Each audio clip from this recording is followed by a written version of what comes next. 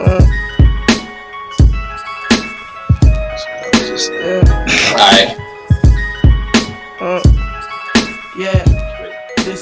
Alright, welcome to the podcast, the Coach and Mo podcast. I'm Coach Mo. I'm with my guy. Introduce yourself, man. Coach Will Stanley.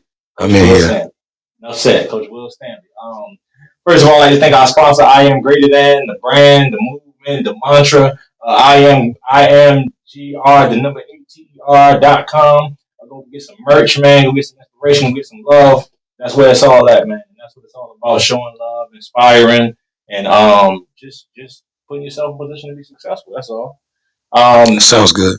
Welcome to the show, man. I know you got a podcast. Shout your podcast up before we even get going. Man, y'all know what it is, man. Freemoney Talk, podcast, The Process, and DD's Boys. You can catch all three of those podcasts on my network, Freemoney Network, Apple Music, Google, Spotify, just about everywhere you can get auto podcasts. We have not yet, did video. So anywhere auto, you can find all the three DSPs, of those. I guess. Yes. yeah. You can find all those podcasts. All right, and I want to send a special shout to Tally and Twine, man. They're not paying me yet, but they should be. I love their watch brand. Tally and Twine is a black watch. I don't know if Coach you can see it. This is the nice black one. Got a gold one. Got a silver with the blue face. So, shout to Tally and Twine. They out of Virginia. They out of Portsmouth. You know that? No, I didn't. I really got to tap in, though. Black-owned watch company out of Portsmouth. Yo, that's crazy. You can't beat that. So, I got to really tap in. Big shout to Tally and Twine. Go ahead and send a check over. We'll be at it. So, I honestly, I don't have no script. I never do, and I don't want to. I value conversation, man. And one of the reasons why I started the pod is because I value conversations. To whereas I have a lot of great conversations and nobody's hearing them. Yeah, I feel the same way. I know a lot of people. I meet a lot of interesting people. Travel, coaching, just genuine, just sitting at the bar. Yeah. Drinking ice cold water, of course. But sitting at the bar, I just talk to people. Well, people just talk to me, honestly. I don't know if I got to come talk to me face or whatever, but people come talk to me, and I love it sometimes, but sometimes I go, not today. Yeah. But just tell me about you, man. Who you are, where you from, all that. I mean, that's a crazy question. I mean, not crazy, but it's a lot. Will Stanley, man, Norfolk native. Virginia's in my heart forever. Well-traveled coach, I would say that. Everything from my life from the age of 15 has been geared around coaching. Every decision I have made to this far, 39 years old, has all been geared around coaching. So if I had to say anything to describe myself, I'm a proud Norfolk native. That's a great coach. And I'm going to say great. That makes two of us, man. That makes two. I'm a proud Norfolk native. That's what I enjoys coaching, man. So, what's your introduction to basketball? I mean, your first basketball you saw and said, hey, I like that. I want to do that. It bounces, whatever. I got to tell you, it's crazy. I liked it coaching basketball before I liked it basketball. Okay. I played basketball and understand I like it. It was cool, but I was more of a track football guy. Make sure but when you turn. You can. Yeah. At 15, that's where it started. Okay. At 15 years old, I was watching my little brother play rec ball. Okay. They were losing at Ruffiner Middle School. I remember that at Ruffiner Middle School. My little brother was playing, and it was a guy that was coaching the team from our Terrence. Shout out to Terrence because he started it for me. Okay. He was 18 and he was coaching the team. His brother was on the team too, and my brother. I went in the locker room with my brother's dad at halftime. Gave a speech. You gave a speech? I gave a speech. Okay. First of all, what age is this again? Terrence, this was, I think my brother was 9 or 10. 10. Let's say 10. It was 10. And it was the B team. That would make you how old? I was 15. Okay. Okay. I'm talking about, okay. I was 15. Got you. I was 15. And I went in with my brother's dad, and they was losing. And I gave a speech. I came back out of the locker room, the assistant coach. We won the game. That's a nice story. Yeah, man, for sure. And the thing about it, people don't believe it. Yeah. But it happened just like that. be honest with you, not to even cut you off, because we're short. You have that kind of passion. Like, it's been in you that long. Like, just the short time I know you. I know we crossed paths probably at some point in time in life because we from the same city. You know mutual people. You know my sister. You know, so we know a lot of mutual people. So we probably been in the same room and didn't even realize it. Yeah. But just talking to you and hearing that, I can hear your passion and what you do. Started early. And when I say early, I mean me being a sociology major. I think about trauma. Yeah. This is the same thing. It's positive trauma too. Yeah. Stuff that sticks with you, that carries you, that shapes your personality. So that moment right there was a positive trauma for you. Yeah, I would have to say that. And you probably pulled that passion. I'm just guessing. Yeah. But that passion has followed you. Yeah, everywhere. And not just with basketball. Like, I done coached track in Memphis, won a state championship at Red Ray High School as an assistant coach. I done coached in Kansas. I done did a lot. Like, I feel like anything I can coach. Excuse me, more than just like basketball, and I don't mean to be cocky. I just really like coaching. Yeah. I just really like the process. That's huge. You know. That's huge for anybody, especially a coach. Yeah. That's huge. So you went to 15. I want to go further back. I want to go when you discovered basketball. Your first memory of basketball being in your life. Or just liking it, or just laughing at it. I would have to say Curry Park. Me, Lil Ken, and Lil Ant in the backyard, and they introduced me to, like, it wasn't even a basketball hoop. We was playing on the monkey bars. In between the monkey bars, we was playing on that. So, like, Lil Ken was the oldest of us, a few years older. He was always Michael Jordan.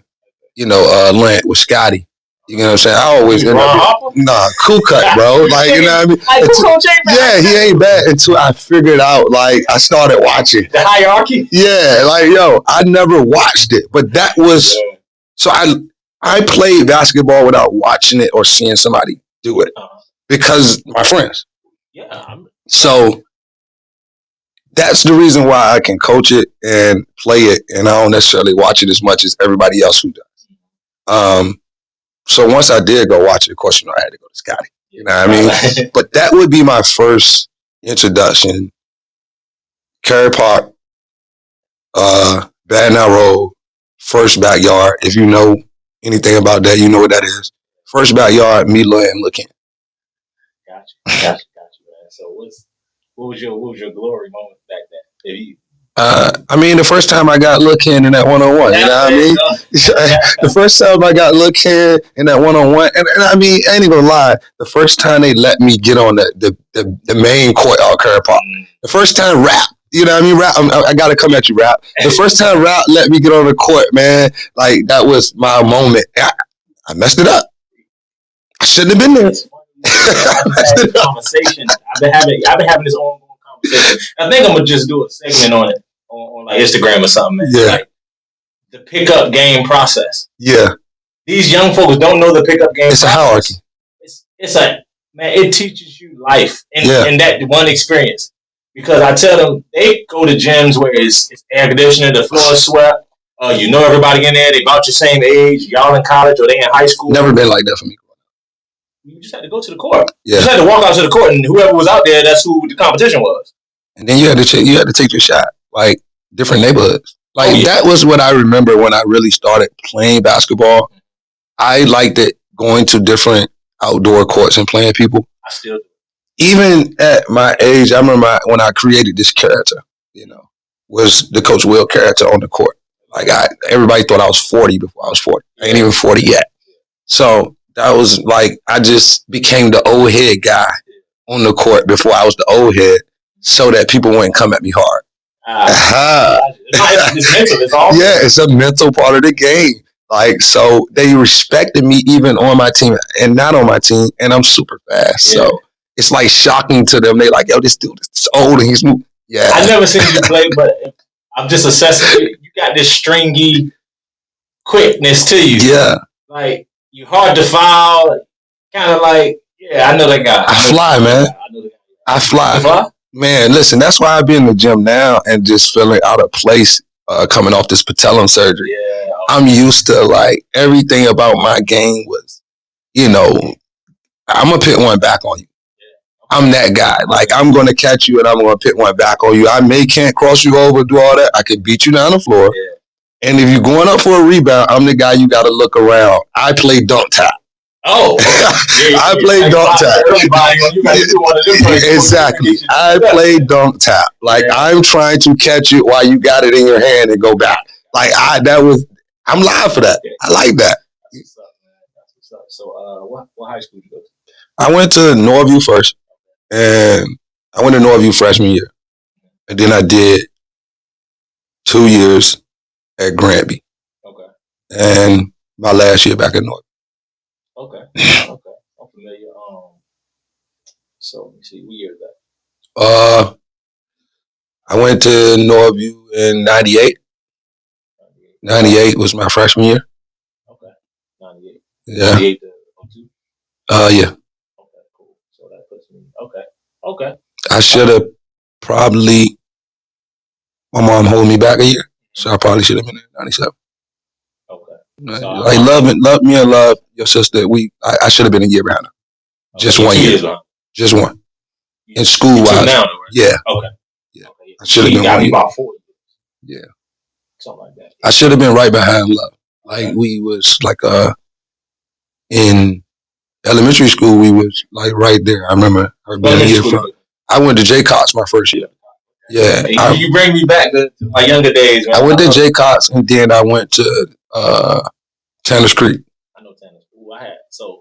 I had some cousins that went to Tanner's Creek. Yeah. I had some cousins that went a lot of uptown kids went to Tanner's Creek because just to get into what I do, I'm dyslexic. So Tanner's Creek was only people that really had that program. So a lot of uptown kids was going there. Even before I moved to Norview, it was potentially one of the places my mom was going to send me. Okay. So like a lot of kids, so I moved to Norview and still went to elementary school with guys that was from uptown. And uptown is, Carrot Park, Young's Park, Tyler Park. So that was still cool. Like me and Lil Rick still went to school together and we from the same hood. And I moved. The thing about it, a lot of uptown people went to my middle school to Xavier Gardens. Yeah. So we had Huntersville. Yeah. We had Bowling Park. Yeah. We had Roberts Park before it got tore down. Yeah. Bowling Park too got tore down. I could have went to Xavier. It was one of the choices. I did, and I live right across. I live right there, like you know what I mean, in Norview Middle. So I could have went either one. Yeah. In Williston Oaks. You said something a second ago, man. Dyslexia. If you feel comfortable speaking about that, how did that affect you? Challenge it only if you feel comfortable. It still affects me. How so? I mean, like it was something when I came through. They only thought it was one way. Yeah. It's not one way. So either you could learn or you were slow. Yeah. Come over here to the side. Yeah, and then when it came to dyslexia, they just thought it was one version of it. Everybody has different things. Some people can see words and they go backwards. I see words when it go backwards when there's a lot of words. So like I can literally probably get a sentence, but when you start putting multiple sentences, then I got to take my time. You know what I'm saying? So even with that, like my learning coming through school, and nothing against Norfolk public schools, but when I came through it, they just didn't really understand. Like even right now, the words that I know at 39 are words I memorize, not because I can shout them out and read. So there's words out there I can't spell now. Like literally, like major words. Yeah. And people wouldn't believe it for where I'm at. Now I'm sure that's a challenge, man, but you learn to work through it. Man, yeah. Coach didn't know. Like when I had my interview for Livingstone, I told Coach Massey. He had to get like he came back to the next time he talked to me. He was like, "Yeah, man, I had to talk to my wife." And because I was telling my wife, like, yo, he don't seem like weird or he seems educated. And I'm like, yo, dyslexia has nothing to do with IQ. Like my IQ is super high, right? Like I have an extremely high IQ. I'm extremely smart. And I mean, it's just like any other problem or disability is if you're going to let it hold you down or not. Like me, like once I learned that like, it's just another way for people to help you or something like that. Just kept it going, bro. That's what I do with all my problems. Like I don't really just sit and just let them be something. I just try to figure out what I need to do to make it work. Yeah. Solutions. Yeah. That's dope. That's dope. And I'm an advocate for that proponent. I'm big on. Well, I'm saying I got big on it because my mother, growing up, she used to tell us like, "All right, you got 24 hours. I know you're upset. I know it's messing with you. I know I can see, but you got 24 hours. Yeah. Sulk in it, lay in it, whatever." And as you get older, 24 hours become 2 hours, 4 hours, become less and less, so you get to deal with stuff and the turnover is better. Yeah. So you spoke to adulthood with it. How did it affect you in middle school, high school, or did it affect you in sports at all? I mean, middle school it was more of like I was still immature, so like the help I denied the help and I rebelled. So I got a lot of trouble in middle school. That's usually the case though. Yeah. Embarrassment or I got a lot of trouble in middle school. Then I went into it like a early depression stage. So I did my 8th grade year at Barry Robinson. I didn't do it at. I used to work at Barry Robinson. Yeah. So I did my 8th grade year at Barry Robinson to get everything I needed to do to prepare myself for high school. So in high school, it was. I mean, I was a hell of an athlete, man. So they just, you know what I mean? You need to take your test here. Like my IEP was crazy. Once my mom understood what it was and I understood what an IEP was, we got what I needed in there. Like I was able to take my SAT at the school and all that. Yeah. And if you have it your senior year, you can take it to college. So even if you don't have an IEP and you know you have a disability, I would get it my senior year before I go to college. Because whatever you get on that IEP when you go to college, they have to honor in college. So if it's any extra time, like that. Yeah, that's smart, man. That's good stuff for people to know. That's great. That's the kind of stuff people need to know because at the end of the day, you think it's a hindrance, but it's not necessarily. You just got to do things a little way. different. You just need a little bit more time. Yeah. That's it. Come on, man. I can name 50 people that make $1 million that need to do stuff at the store. Exactly. You get what I'm saying? So it ain't what people made it then or make it now. It just is what it is. Yeah. You look at you, a successful human being. That's a fact. You know, with it. You know, man. So that's super. That's great, man. I'm glad you said that, though. Yeah. I didn't know that, and I think it's important that my audience, which is millions of people. Yeah, let's do it. I think it's important that the audience can see that in a black man and an athlete and a successful person, man. Like, okay, it is what it is. Now what? Yeah. We see what it is. It's dyslexia for me. Is ADHD for that person. Is that for that next person? Now what? Yeah. We gonna lay down and die and blame it till we 50? What do the titles mean? Nothing. It just gives you a pathway to how to judge somebody and assess somebody. That's say it. If they're this. That's it. That's my feeling on it. People give you a title because it's something they can define. 100%. I agree. I like that. That's gonna be one of the promos. I like that. It is. It makes me feel comfortable knowing where you stand. Yeah. You know, knowing who you are. Okay, this is that person. That's why most people don't like. Get into that. Why you say They can't. They can't. Like I won't give you nothing to fight against. Like you never know what I do everything. Yeah. You know, I'm not gonna give you like a title or something, and I'm not gonna sit by your title. I have a title. Like I'm me. It's in me. Yeah. You can't put a name or a title on what's in me. You gotta call me me. That's real. You got to. That's real. You gotta call me me. You can't say I'm this and that because like you ain't never seen nobody like me. And I ain't even saying it in a arrogant way. It's just that like I do a lot of things that's self-taught. I'm a graphic designer, self-taught. Basketball coach, self-taught. You know what I mean? So I just feel like it's in me, man. Like, I mean, even when people try to offer things to me and get me to turn my back on certain things that I got passionate about, like girls basketball, for years people have been trying to get me to coach everywhere. Yeah. Everywhere. Like everywhere, like men's basketball. Schools. I have college offers before I got this one for men's basketball. Of course, you know I coach men's basketball. I coached with Cleo. I was a video coordinator. Yeah, man, my man. Man, listen, that's the guy. But my passion like had to be ran out. If I still like was into AAU mode, I don't know about accepting this job to turn it down. Okay. So different season for you. Yeah, it's just in that season. I told everybody that. Like, what else can I do at AAU? I done won multiple national championships at everything, like AAU, YBOA, NTBA, whatever. Yeah, just all the leagues. I have. That speaks to you, like what we gonna do? Like me and Corey pit D1s in school when they said we couldn't. We pit D2s in schools when they said we couldn't. Corey's my best brother. No, it's my brother. It's my best friend. You know what I mean? Like he's my right hand man. Like he's Corey Harrison, athletic coordinator at Riverside High School, assistant men's basketball coach varsity at Riverside High School, Team Loaded, 919 head coach, 17U, Team Freemoney. That's my guy. Shout out, Corey. You know it. Yeah, but like we did stuff that nobody else said we could do. Like we did it with our kids too. Kids that look like us. Kids that look like us. That's been my main thing.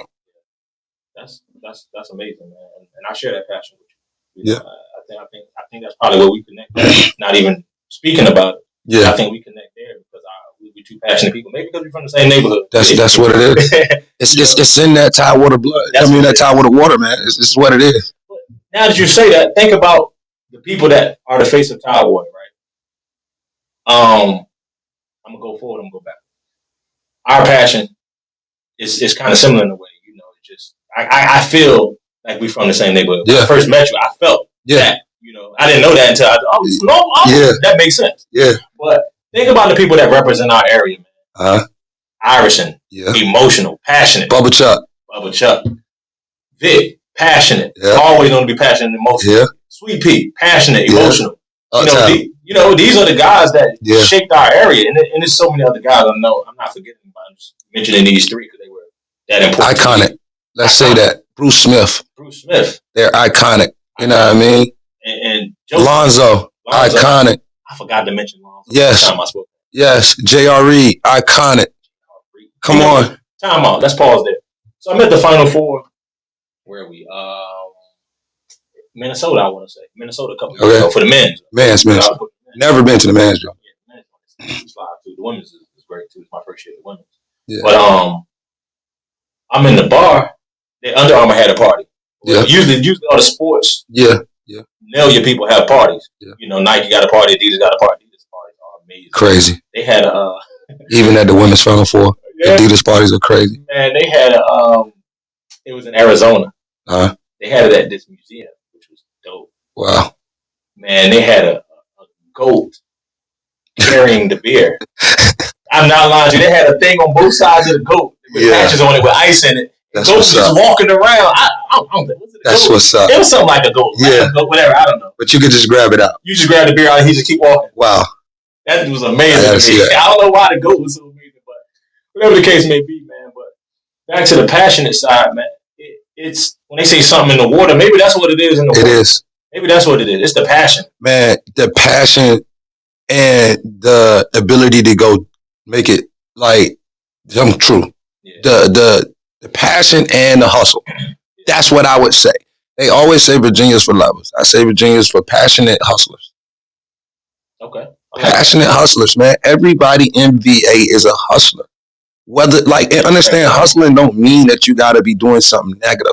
Everybody in VA is a hustler.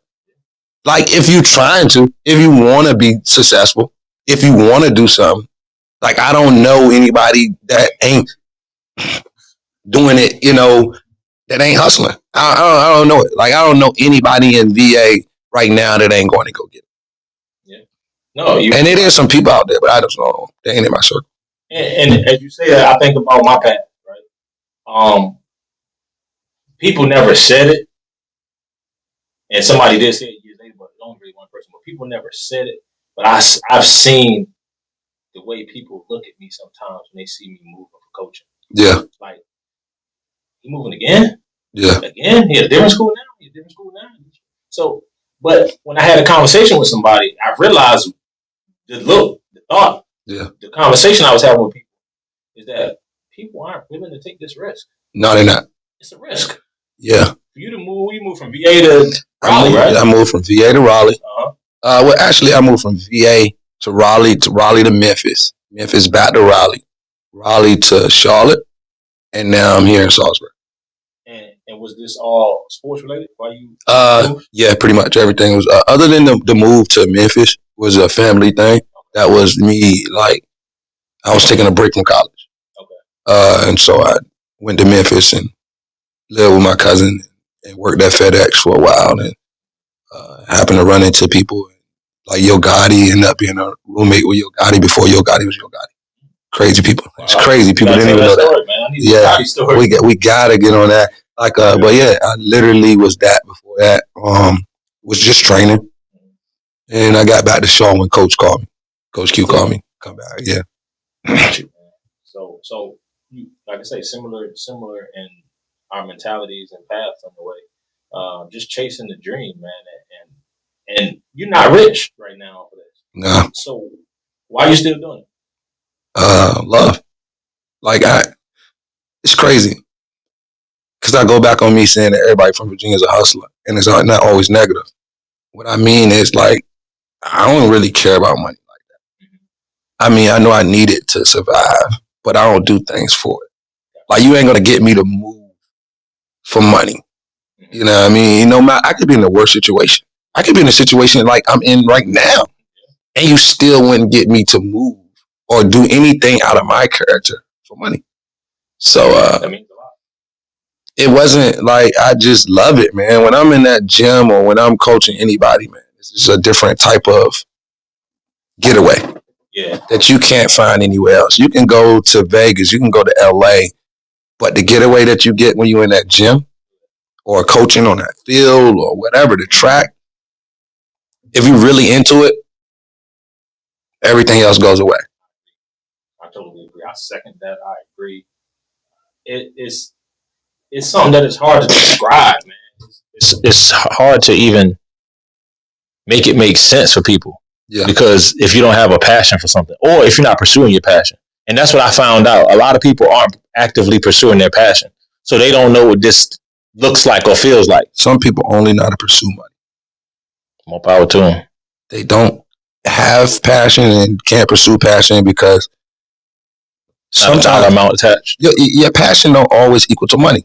No, it doesn't. So, and it's very rare. Like, if you're one of the blessed people that can be doing something and get paid for it, you're blessed. And you shouldn't take it for granted. But most of the time, your passion don't lead to early money. And it won't lead to money until, like, you're well past 40 or something when you really get it to whatever you're doing and get the science down to it. Yeah. That's kind of where I'm at. Speaking the way you feel like you're at, that's kind of where I'm at. Yeah. Like, I've been at this for 10 years in college now. Yeah. You know, and I'm at a D2 school, HBCU, and there's guys that been at it, females that been at it for 3 years that I just, you know, I'm watching Hoop Dirt. You know, I get the alert on my phone, so I see Hoop Dirt, Women's Hoop Dirt, and somebody that I coached against. Man. Or I coached counter to them, just got a Division I job, making probably twice as much as I'm making. Yeah. You know, and I'm not bitter about that. I'm just, it's an observation. My time will come. I'm not worried about that. I'm doing the right thing that I feel for me to get to my process. Go ahead. Not to cut you off, I feel it's hard to judge, like, the jobs everybody else getting. Because I don't necessarily know those jobs that we would want anyway. True. Some of those jobs that we're seeing at D1 are just a title. Yeah. They're not. You don't get to recruit. You don't get to coach on the floor. Listen, man. You don't get to. That's the whole purpose of me doing this. I might as well go work in the office and make $100,000. Exactly. I can work my way up in the corporate world.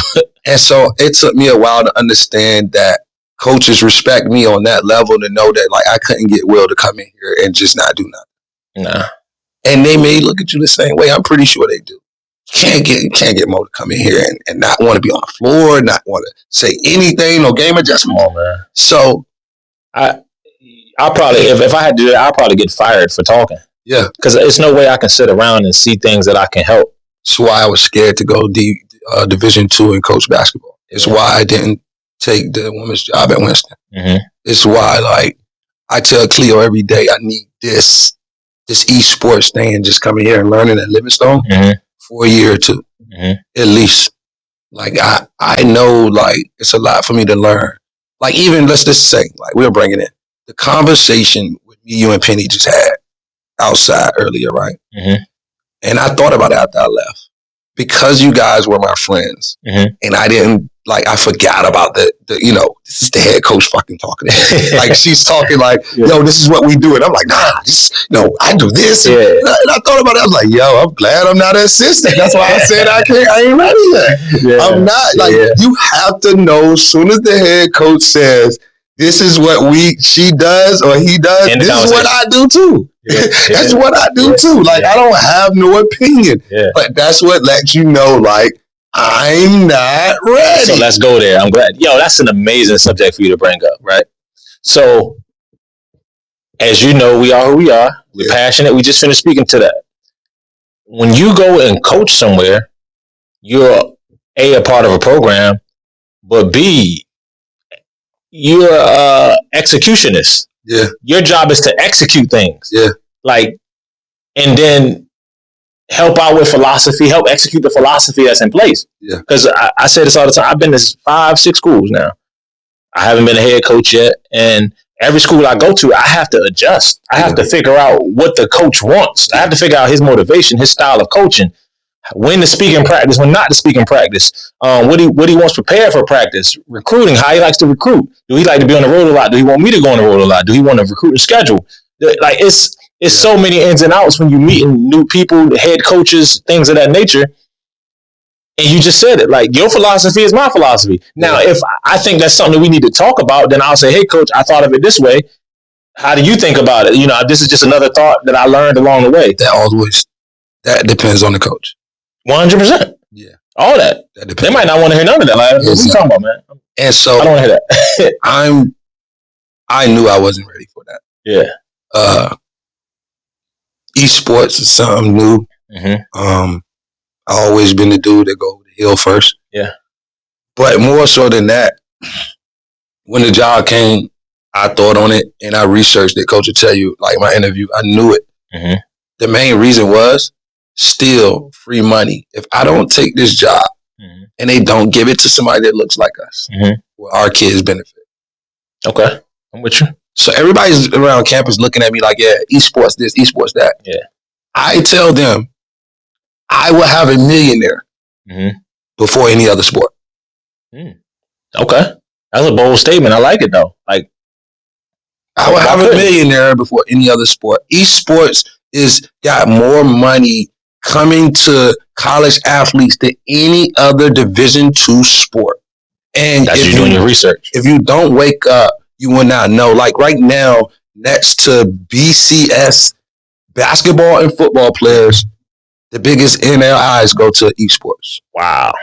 I'd have never knew that. I'd have lost that on trivia night at Spanky's or something like that. The only sport that runs hand in hand with pro is what? You say hand in hand with pro? With pro. Hand in, like side by side. Football. No. You got to play college to go be a pro in football. Oh, okay. I see what you're saying. You say and basketball. Like tennis or something like that? Esports. Oh, okay. So you can get paid straight out. Middle school. Elementary school. I have to catch those kids that early and get them to understand, like, yo, I need you to come to college, and we're going to also get this money too, and all this prize money. Yeah. Like, if you understand, like, one of my athletes can come in, right? If you're watching this, understand, Livingstone, we're doing something different. One of my athletes can come in, right? Get into an event that's not with us and go make $100,000 if you win it. Hey man, sign me up.